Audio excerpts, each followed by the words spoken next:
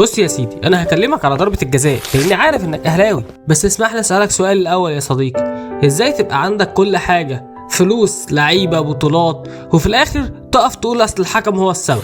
اصلا اكبر كارثه عارف ايه؟ ان انا ابقى عارف ان المدرب بطيخه واللعيبه ما بتسمعش كلامه والدنيا بايظه معاه وما بيكاتشين. شفت علي ماهر واقف طول المباراه يا كابتن الحقني يا طلبه، اثنين يا كابتن، خطوه اثنين على صف واحد، نقف على صف واحد. قال له ليه احنا بنركن؟ قال له كده على صف واحد، نرجع اثنين، نرجع له اربعه يتقدموا. قاعد طول الماتش انا قاعد معاه عمال اعمل كده، زعلت لدرجه اني قمت عامل ايه؟ خدت الحبايه عشان اهدى، لقيته موترني زياده، فانا اصلا كده كده متكهرب، فلقيت نفسي علي ماهر اللي هيفوت لي. ده طرب هو اللي مفوت السيراميكا. ده انتوا لازم نخلي بقى، ده الجمهور الزمالك لازم يعمل حمله على طرق. الواحد نفسه يفهم يعني ايه لعيبة تبقى بتلعب ماتش من كام يوم ضد افضل منتخب في العالم، ضد افضل فرقة بتهاجم في العالم، وتعمل اداء بطولي، وبعد كام يوم، بس كام يوم، تعمل ماتش من اسوأ الماتشات اللي ممكن تشوفها في حياتك. المشكلة انك بتطلع في الاخر تقارن جمهورك بجمهور الزمالك، تقول اصل جمهور الزمالك بيحضر ولا الفرقة كل الماتشات، وجمهور الاهلي عدده قليل قوي في المدرجات. طب انت عارف جمهور الاهلي قال ايه بعد الماتش؟ انا هكتبها لك هنا تحت اهو، لكن مش هينفع قولها انت بقى. انت فاهم انت وصلت لايه ولا لا؟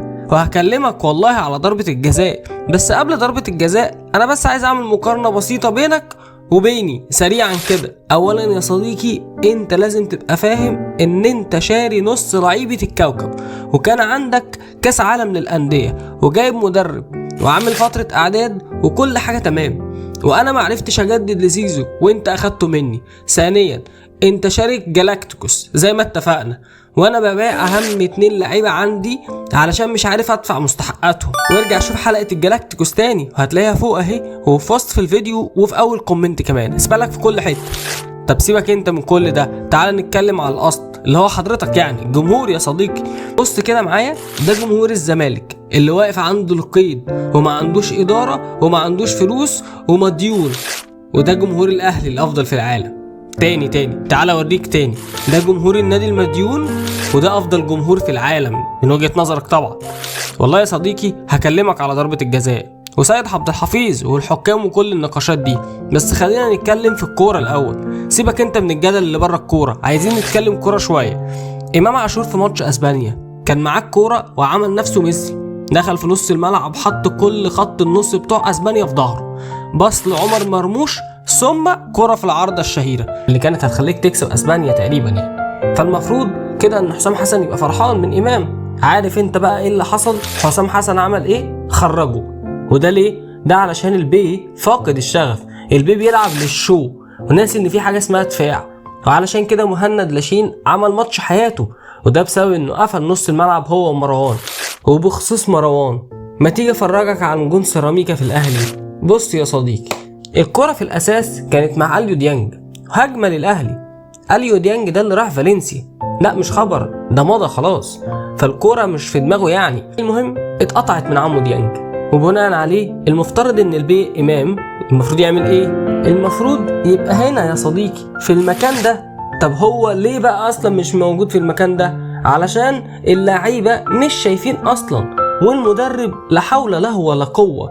حضرتك التالت في الدوري، التالت، وهتلعب كونفدرالية الموسم الجاي، والدنيا كلها مقلوبة عليكم وعلى الفرقة، وعمالين نقول ان هم 6 ماتشات، وان هم ماتشات لعيبة، وان المفروض مش محتاج حافز اقوى من اللي انت فيه اصلا.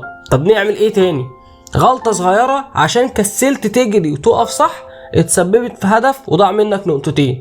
طرب مش حسام حسن ولا كأنه شايف حاجة اصلا، فالدنيا تمام يعني. وخلينا نتكلم بقى في ضربة الجزاء، عشان لو استنيت اكتر من كده هتجري ورايا انا عارف. انا هريحك وهقولك هي ضربة جزاء بالاول كده عشان نبقى متفقين، بس عشان بس الواحد عارف اللي هيتقال. فايوه هي ضربة جزاء، بس هو انت جيت طول الماتش اصلا علشان تطلع تقول اصل الحكم خسرنا وتاني وتالت وعاشر؟ انا مش بقول انه مش من حقك، انا بقول لك اتوكس. وانت فاهم التحكيم المصري فين يعني؟ وبما اننا دخلنا في التحكيم المصري، ايه اللي انت بتعمله ده عشان ناوي فهمني؟ عارف ان الحكم ما حسبش ضربة جزاء، ولكن ده يديلك الحق انك تضربه بالقفا؟ استفدت ايه دلوقتي؟ انت موقوف 4 ماتشات، عارف انك كابتن الفرقة، وان دمك محروق، وانك راجل، وانا بحبك اصلا عشان كده. بس مش كده يا شنو، مش كده يا حبيبي. تضرب الحكم بالقفا؟ هو اسمه وفا، لكن ما تضربوش يا شناوي. ولا انت علشان عارف ان محدش هيعرف يوقفك عشان انت الشناوي وكده؟ اصلا انا شفت ساسي لما كان في الزمالك الله يمسيه بالخير يعني، لمس السماعه بتاعت الحكم اتوقف 6 ماتشات باين. حضرتك ضارب الحكم بالقفا وموقوف 4 ماتشات، وحسام حسن زعلان عايزهم يبقوا 2. فانا هحاول امسك نفسي وما ردش، واحاول امسك نفسي وما ردش على تصريحات كابتن سيد عبد الحفيظ كمان. ولكن كلنا شفنا ان في حد في اتحاد الكوره اقترح انه يتحول للتحقيق وفقا لعبد الباسط طبعا ملك التغطيه، ولكن كمان عمه اسامه حسني اتمنع من الاعلام. كل ده بناء على ايه؟ على ضربه جزاء ما اتحسبتش. ما هي نفس الحاله في ماتش السوبر يا جماعه، واللي اتظلم وقتها كان اسمه سيراميكا، فبالتالي ما حصلش كل الزيطه دي. لكن لما الاهلي هو اللي يتظلم تبدا تلاقي كل اللي انت شايفه ده. وارجع واقول تاني، الكوره من وجهه نظري ضربه جزاء ما فيهاش كلام. الاهلي اتظلم كلنا معترفين، ولكن الظلم وارد وحصل مع نفس الفرقه ومش من فتره طويله، فتمام يعني. المهم قول لي رايك في الكومنتات. تفتكر الاهلي هيلعب فعلا في الكونفدراليه الموسم الجاي، ولا ممكن ياخد الدوري؟ لانه يقدر يعمل دي ويقدر يعمل دي. سلام.